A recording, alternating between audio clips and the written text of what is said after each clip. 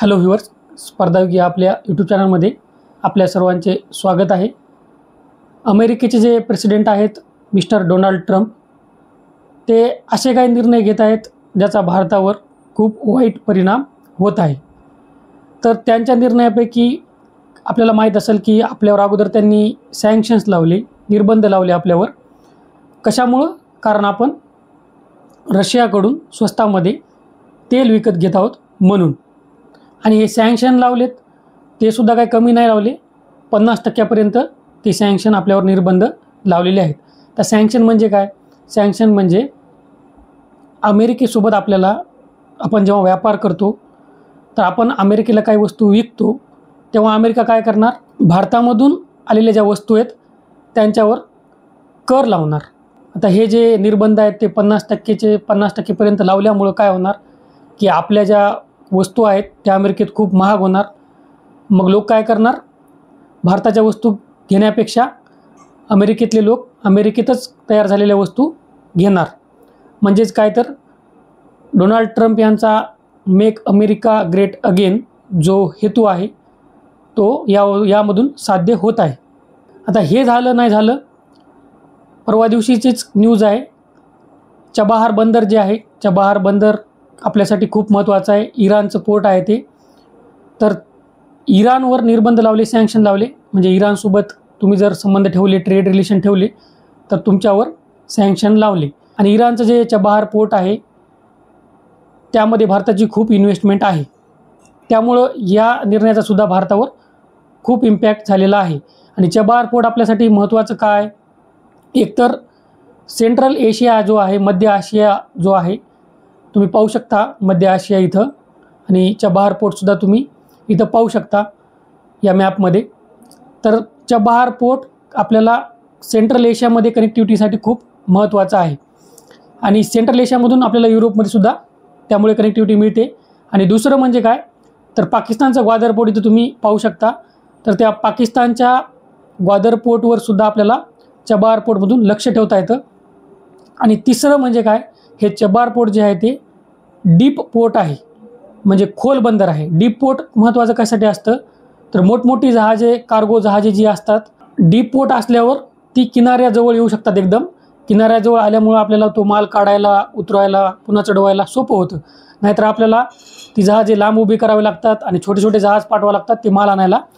यामुळं खर्चसुद्धा वाढतो आणि वेळसुद्धा वाया जातो। त्यामुळं खोल बंदरे जी असतात, डीप बंदरे जी असतात ती कामाची असतात, आणि चबाहार बंदर असं एक खोल बंदर आहे। आता हे तर झाले दोन निर्णय जे भारताच्या विरुद्ध आहेत। म्हणजे असं वाटत आहे की ट्रम्प भारताला मुद्दाम टार्गेट करत आहेत की काय, कारण आपल्यावर सँक्शन लावून सुद्धा भारतानं रशियाकडून तेल घेणं बंद केलेलं नाही। त्यामुळे ट्रम्पचा कदाचित इगो हार्ट झाला असेल, असं पण होऊ शकतं।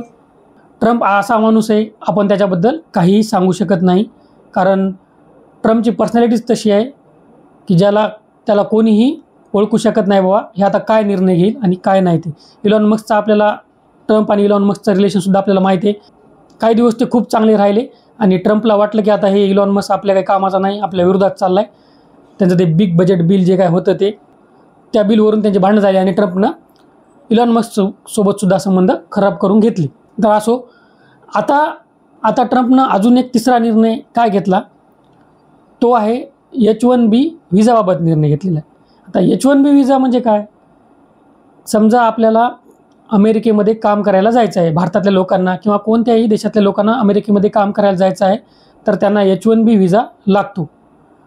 तर आता ट्रम्पनं काय केलेलं आहे, या H-1B व्हिजाची फीस केलेली आहे $1,00,000। अगोदर किती असेल? अगोदर फक्त होती ही वर्षाला, कारण वर्षाला तो व्हिजा जो आहे H-1B व्हिजा तो आपल्याला रिन्यू करावा लागतो। अगोदर काय $2,000 ते $5,000 ती फीस होती। 3 वर्षाचा एकत्रित $5,000 येत होता व्हिजा। आता 3 वर्षाचा काढायचा तुम्हाला तर $3,00,000 लागणार।